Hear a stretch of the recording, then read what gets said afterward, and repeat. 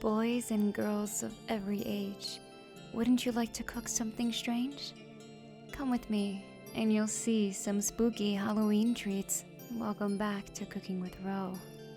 It's spooky season, and I, Sally, have come here from Halloweentown to share you some family-friendly hors d'oeuvres, desserts, and appetizers sure to spook your guests and get you into the holiday spirit. Of course, if you can give this video a like and subscribe for more, it helps this little project grow.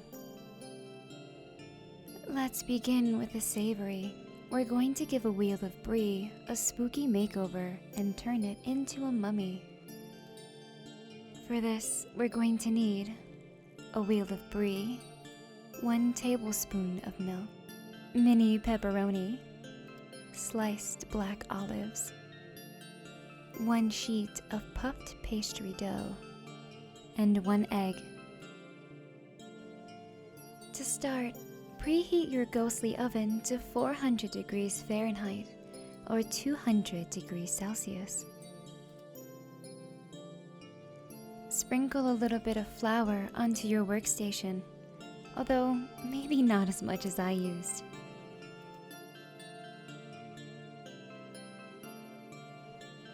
Open and unroll the pastry puff.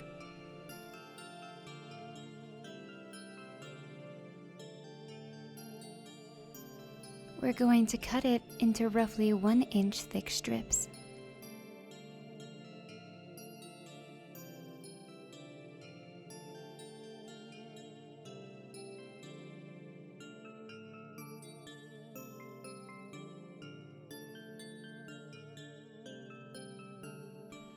Now that we have them all cut, wrap the strips around the brie like a mummy's gauze.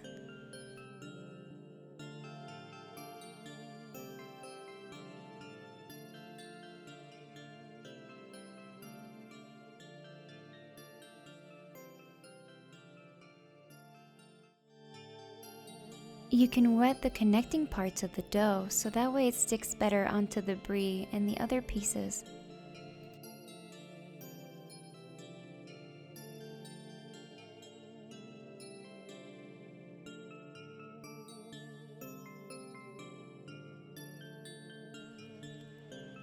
Next, we're going to get a small bowl and whisk together our egg and 1 tablespoon of milk.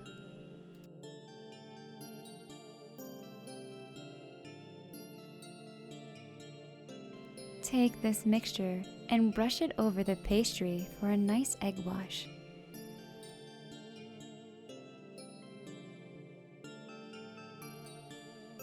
Transfer the brie onto a cooking sheet lined with parchment paper or a brie baking dish. Now we're going to place it into the oven. Set a timer for 20 minutes. Bake the brie until it is warmed and gooey and the puff pastry is golden. Be careful transferring this, it's very hot.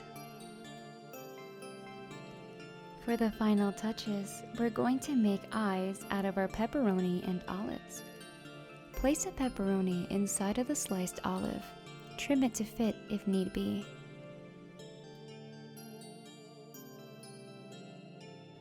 Next, we're going to plate it.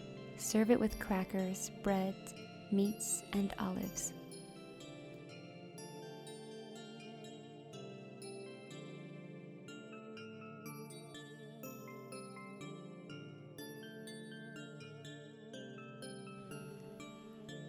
I hope you enjoy unwrapping this one. Our next Halloween treat is both a dessert and a drink. I'm going to show you how we craft chocolate spiders for a horrible hot chocolate. But don't worry, I won't slip in some deadly nightshade. This recipe yields 6 spiders, so adjust the recipe based on how many you wish to make. For this, we're going to need 48 pretzel sticks for the 8 legs. I use ultra thin ones since the chocolate thickens them anyway. 6 marshmallows to make the body. 1 cup of melted white chocolate. I ended up using a different brand than the one pictured because it didn't work so well, so I do not recommend this one. My recommendation will be in the link below. 18 candy eyes, 3 per spider. First, let's line a baking sheet with parchment paper. This is so our chocolate, when it cools, won't stick to the pan and will be easy to remove. Melt your white chocolate as directed on the label.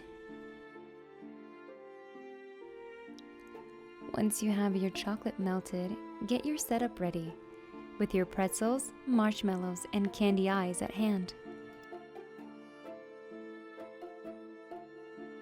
We're going to dip 8 of our pretzels in the white chocolate and place them on a baking sheet like spider legs, 4 on each side, meeting at the middle.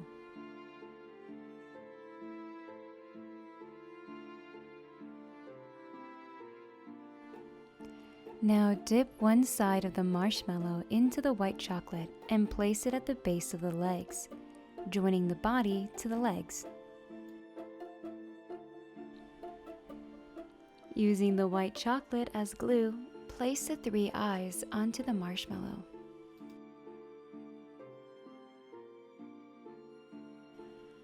Repeat this process until all of your spiders are complete.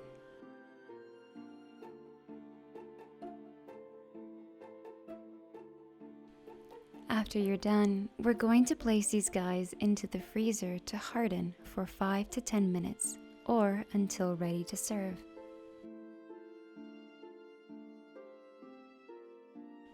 Now for the hot chocolate. While you can get any sort of hot chocolate from packets, I like to make mine by melting hot chocolate specific chocolate logs into warmed milk. Simply measure out how much milk you need per cup and add the appropriate amount of chocolate. Be sure to stir it as it heats and forms a little skin. Remove it from the heat and serve.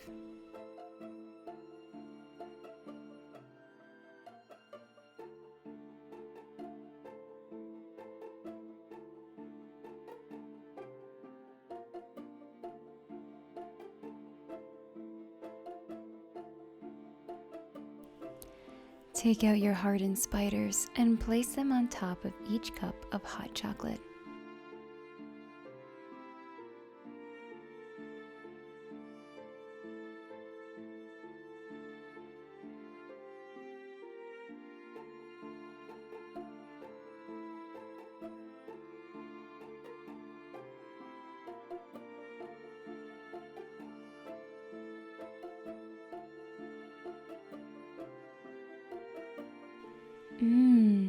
See?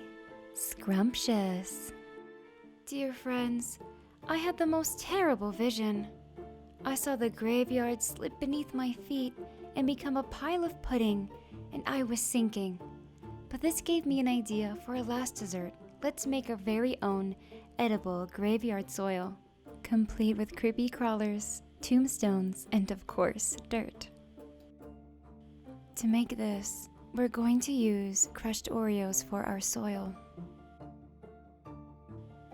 Vienna fingers or lady fingers for our tombstone, chocolate pudding as our base. Any store-bought pudding will do just fine, though I prefer the cook and serve variety,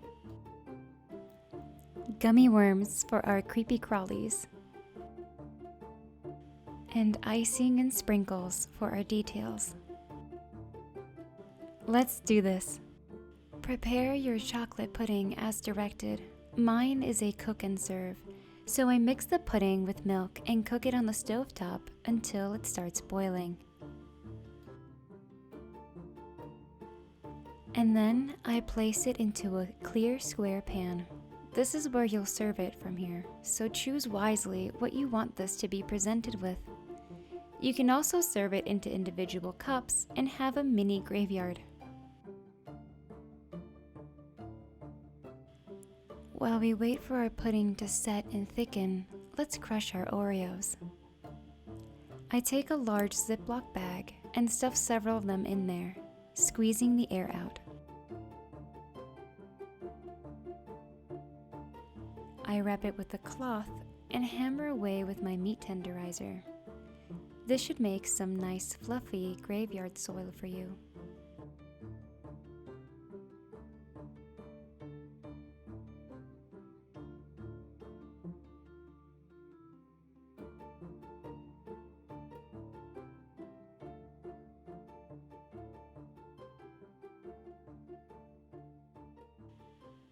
Once the pudding is set, it's time to put this all together.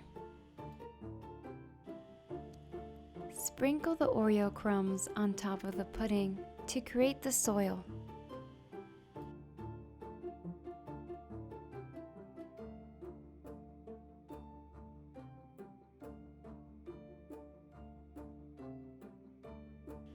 Next, take the Vienna cookies and place them as tombstones. If you're using ladyfingers, trim them to be the shape of a tombstone. If you use a cook and serve pudding variety, the pudding skin that forms will hold these nicely in place and upright.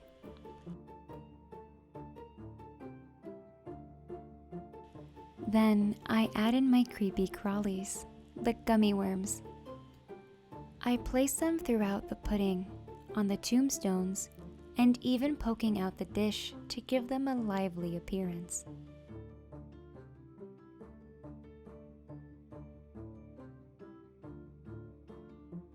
Lastly, I add my final touches with the sprinkles. Sadly, I couldn't find my piping tips to pipe on the designs to the tombstones, but if you can, it is a lovely touch. And there you have it, ghosts and ghouls, your very own edible graveyard. Try it, it's to die for. Thanks for joining me today on our 3-part episode of Cooking with Ro, Halloween edition. I hope you enjoyed today's recipes and ghoulish treats.